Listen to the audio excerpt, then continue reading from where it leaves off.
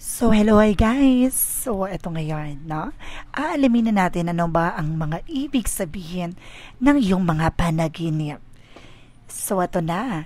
Tutuklasin at aalamin na natin yan, guys. Handa na ba kayo? So, let's start with the number 1. Una sa lahat, pera.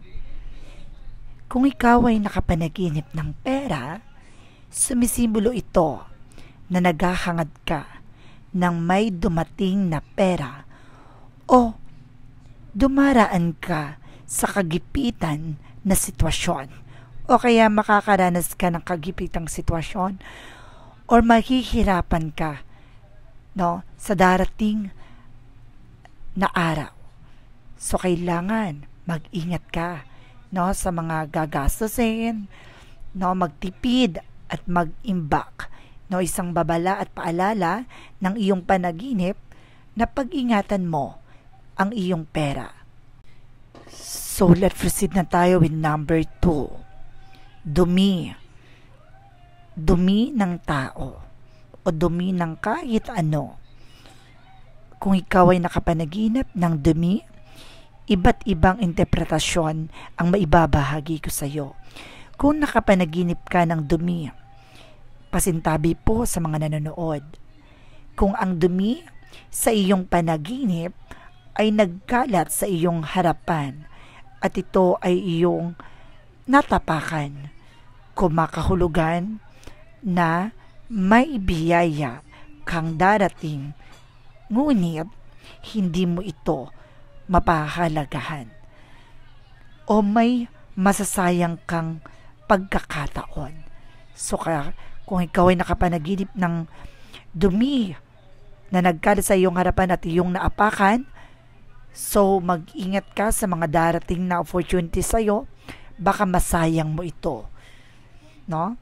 And of course, kung ikaw ay nakakapanaginip ng dumi o dumudumi ka sa panaginip at ito ay direktang nahawakan mo, ibig sabihin, may malaking opportunities, may malaking perang paparating sa iyo na mismong mahahawakan ng dalawang kamay mo. Kaya huwag mong sasayangin ang mga opportunities na darating sa iyo. And of course, number 3, paru-paro o butterfly. At kung ikaw ay nakapanaginip ng butterfly o paru-paro, ibig sabihin may darating sa buhay mo na ikababago mo ito o ikababago ng buhay mo o sa sitwasyon mo. Pero may iba't ibang ibig sabihin ng kulay ng paru-paro sa panaginip. Kung ito ay puti, ibig sabihin may maglilinaw na mga desisyon na darating at makakaharap mo or kakaharapin mo na mga problemang lilinaw sa mga pangyayari sa buhay mo. At kung ikaw ay nakapanaginip ng dilaw, ibig sabihin magkakaroon na ng kasagutan at may tutulong sa iyong tao sa iyong problema. At kung ikaw ay nakapanaginip ng kulay brown, ibig sabihin may dumalaw na spirito sa inyong tahanan. Kung ang kulay brown na yan ay dumapo mismo sa harapan mo, ibig sabihin may spirito na tumutulong sa iyo na bigyan ka ng mga oportunidad o may darating na malaking halaga na tutulong sa iyo. At kung ikaw ay nakapanaginip ng paru-parong kulay itim, sumisimbolo ito ng yumao mong mahal sa buhay na nasa tabi mo at sumusubaybay sa iyo. Number 4. Kung ikaw ay nakapanaginip ng tubig, sumisimbolo ito, kung ito ay tubig na malinaw, ibig sabihin may mga darating na magagandang bagay o pagkakataon or pangyayari sa buhay mo.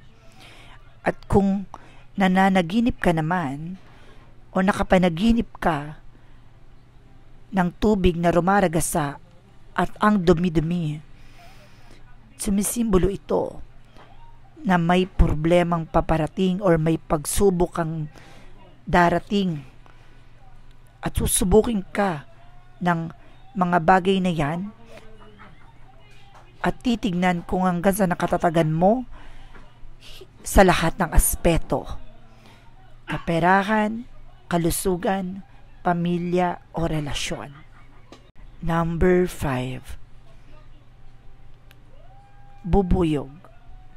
Kung ikaw naman ay nakapanaginip ng bubuyog at ikaw ay hinabol nito, sunod-sunod na pera o opportunities na darating sa buhay mo.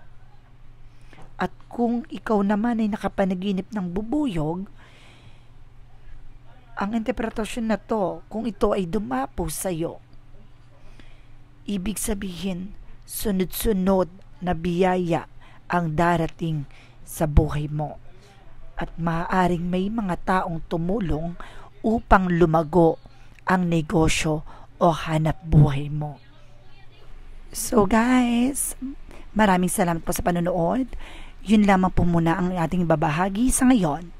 So guys, don't forget to like and subscribe my channel and hit the notification bell for more videos updated. Kasi maraming salamat po sa mga walang sawang pagsuporta sa aking channel, lalo-lalo na ang skip ng ads na way pagpalaing kayo ng Diyos at may kapal, siksik-liglig na gumapaw na biyayang manang balik sa inyo.